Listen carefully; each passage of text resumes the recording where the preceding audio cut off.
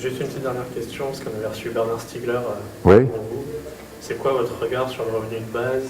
Bon, alors, on en discute beaucoup avec Bernard, mais mon regard est le suivant. Ça fait 30 ans que je défends ce principe, tout simplement au nom des externalités positives. Si on reprend le langage, la métaphore de la pollinisation, ce qui est important dans l'activité humaine aussi, c'est la pollinisation. La forme, par exemple, majeure de la pollinisation, dont les gens n'ont même pas conscience, c'est l'apprentissage des langues. Et c'est quand même une caractéristique que nous avons, j'allais dire, qui nous distingue de la plupart des animaux, y compris des mammifères, l'utilisation du langage et de tous les éléments complémentaires au langage, parler, écrit, etc., symbolique. La plus grosse partie de cet apprentissage du langage se fait à un moment où nous n'avons pas conscience de l'apprendre. Ça s'appelle la langue maternelle. Après, on l'apprend, mais passé 7 ans. Mais avant, on l'apprend comme ça. Et c'est une phase fondamentale sans laquelle il n'y a rien. Prenez les enfants sauvages de Masson, Truffaut en a fait un très beau film. Les enfants sauvages, c'est des enfants qui ont été retirés au contact des humains à 1 mois ou 2 et qui ont vécu comme les hommes loups sans environnement humain. Résultat, ils n'apprennent plus jamais aucune langue. Ils sont condamnés au pidgin. Donc c'est une chose fondamentale. Donc, entre les humains, la pollinisation est fondamentale.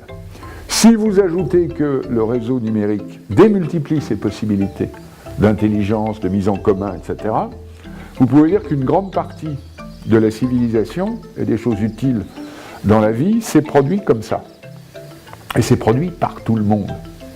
Donc on peut dire que tout le monde produit des externalités positives de pollinisation.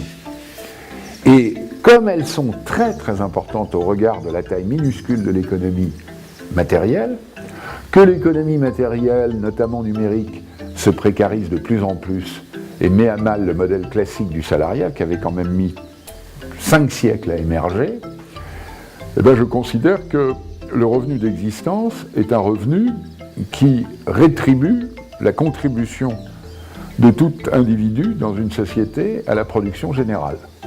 Donc j'adopte un point de vue plus radical que Bernard Stiegler avec son revenu contributif. Moi je pense qu'il faut les deux, c'est-à-dire qu'il faut un revenu de base, mais suffisamment élevé pour que l'ensemble des gens puissent se consacrer à des choses qui deviennent fondamentales, et l'éducation, et par exemple les alertes citoyennes, parce que vous avez une asymétrie, c'est bien gentil d'avoir des associations qui sont toutes dans lesquelles ceux qui s'y consacrent ont l'âge de la retraite, parce qu'ils ont vaguement une retraite quand ils en ont, mais les jeunes qui doivent travailler, ils ne peuvent pas être lanceurs d'alerte. Parce que vous verrez que quand vous n'êtes plus étudiant, que vous n'avez plus vos études payées et que vous devez gagner votre croûte, celle de votre famille, et bien tout simplement le temps qu'il faut passer à des choses, des tâches citoyennes, etc., est très très faible, très très très faible. Et donc, une des choses que peuvent faire des gens qui sont momentanément hors emploi, c'est de se consacrer à l'environnement, plein de choses dont on ne s'occupe pas. Donc pour moi, le revenu d'existence est un revenu qui rétribue, je l'appelle aussi un revenu de pollinisation, qui rétribue la chose qui, dans l'activité humaine, qu'elle soit voulue ou pas voulue, est fondamentalement utile à la société. Je veux dire, des jeunes des banlieues qui cassent des trucs, font chier la marine, font des révoltes, certains vont finir djihadistes. Avant ça, ils produisent quelque chose qui est très important, qui est la langue. Le rap, les formes de culture populaire, etc. Et ça fait évoluer la langue. Ça introduit des mots dans le dictionnaire, ça change des choses. C'est une activité et elle est extrêmement utile. Et ça, on ne peut pas la mettre en boîte comme on produit des camemberts, des cacahuètes ou des logiciels. On ne peut pas y arriver. Donc, il faut concevoir que ce revenu de base est d'abord un revenu primaire, ce n'est pas un revenu de redistribution, ce n'est pas la charité, c'est parce que les gens sont utiles à la société et que la richesse première d'une société, c'est ces individus qui la composent.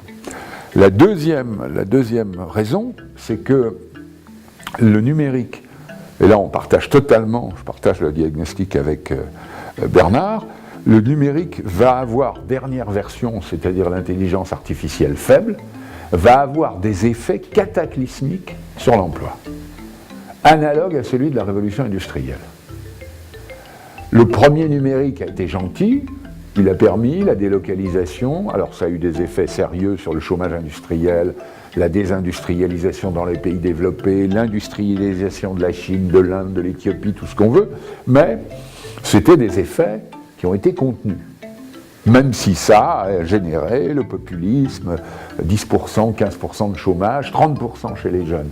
Mais là, avec l'intelligence artificielle faible, c'est-à-dire celle qui supplée aussi bien des experts financiers, des cabinets d'avocats, des data scientists, pas mal de boulot d'ingénieurs, de conception, etc., le chômage va attaquer des couches de la société qui ont des diplômes, qui sont la partie qualifiée, etc. Donc plus du tout les marges en bas. Donc ce qui était contenu, disons que la société industrielle développée, après des combats acharnés, en 2 siècles d'aménagement du salariat, la sortie de l'esclavage, du servage, puis la conquête du salaire social, de la retraite, de l'assurance maladie, de la protection sociale, on est arrivé grosso modo à une couche incompressible de 10% de pauvres. Hein. Je rappelle que la pauvreté, théoriquement, c'est la moitié du salaire médian. On divise par 2 le salaire médian, qui en France est à 1 700 €, brut, pas net, et donc on a que les gens qui sont à moins de 850 € par mois sont pauvres. Bon. Alors, le problème, c'est qu'avec le développement de l'économie du tsunami numérique, on est en train, joyeusement, d'atteindre des niveaux de pauvreté qui sont en train de remonter, 19% en Allemagne, on prévoit 20%. La France, qui est un modèle du genre, n'avait que 12%, elle est à 14,5%, etc. Et ça monte. Parce que, on le regarde, précariat, la date d'entrée d'un maître de conf dans l'université, qu'il a un vrai poste, 37 ans et demi. CNRS, 38 ans et demi. Ça veut dire que de 25 ans et demi à 35 ans ou 37 ans et demi, vous avez 10 ans qui sont bien remplis d'ailleurs par les post-docs qui s'enchaînent, des boulots précaires, du tout, etc. Ça fait des gens qui ne peuvent pas se payer une maison, donc qui sont envoyés, ils ne peuvent pas trouver un organisme de crédit qui leur prête, parce qu'on leur... Quelle fiche de paye vous avez ? Voilà, je suis un intermittent de l'emploi. Donc comme c'est extrêmement précarisé, et que par ailleurs à 45 ans on dit aux gens vous êtes trop vieux, et donc prenez votre retraite, on est dans un système où l'inégalité est tellement forte que sans un système, tous les droits qui protègent sont fondés sur une population qui était active, des salariés à 85%, 90%, et salariés toute sa vie de façon continue. Là, on entre dans des phases auto-entrepreneurs, patrons de boîte, salariés et tout. Donc, c'est une mesure de construction d'une garantie de revenus sans lequel les gens deviennent pauvres. Voilà.